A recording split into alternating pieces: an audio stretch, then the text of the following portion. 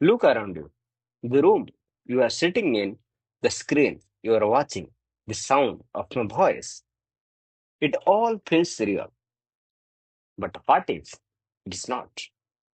What if reality is not what we see, but what our mind allows us to see?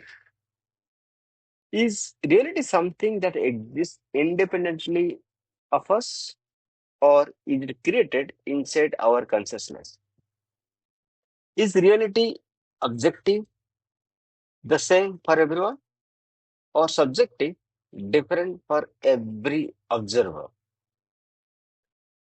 And the most unsettling question of all, if reality can be questioned, how do we know we are not living inside an illusion? Today, we explore a question that shakes the very foundation of existence. What is reality? In the year 1977, a man named Philip K. Dick stood at a science fiction conference. Suddenly, he said something strange. We are living in a computer programmed reality. People laughed. Decades later, scientists, philosophers, and billionaires would seriously debate the same idea. What was once fiction became a serious philosophical question. So, we must ask, is reality truly solid, or is it far stranger than we imagine? In Eastern philosophy, reality has always been questioned. In ancient India, reality is described as Maya. Maya means illusion.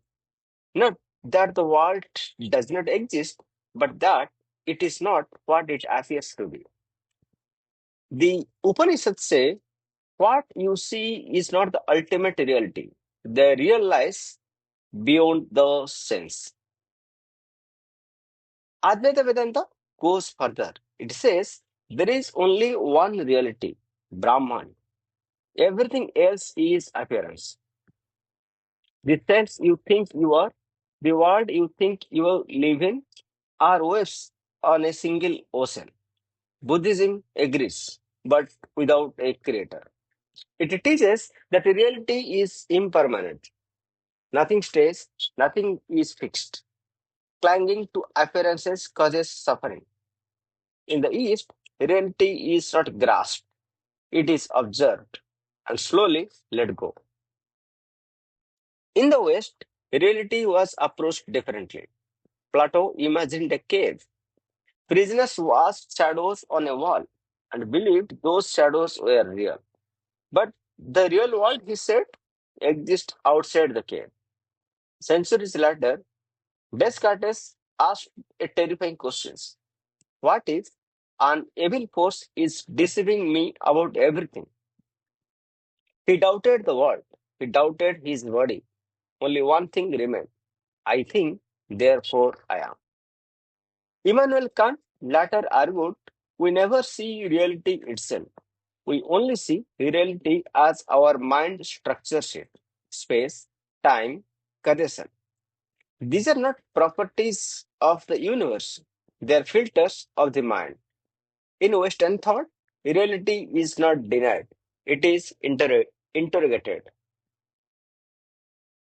Indigenous cultures didn't separate reality from life. For them, reality was relational. In Native American traditions, humans are not separate from nature. Mountain listen, rivers remember, reality is a living network. In African philosophies, reality exists through community. A person becomes real through relationships. Australian Aboriginal culture speaks of dream time, beneath reality, where ancestors, land, and time merge. Across the world, one idea repeats. Reality is not just something we observe, it is something we participate in. Today, reality is unstable. Virtual worlds feel real. African intelligence mimics human thought. Images lie convincingly. Science tells us atoms are mostly empty space. Time slows down. Observation changes outcomes. Physics and philosophy now meet at the same question.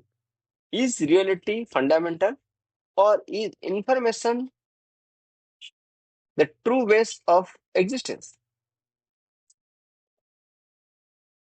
Sci- some scientists suggest reality may not be physical at all. It may be computational or conscious. In the modern world, reality is no longer obvious.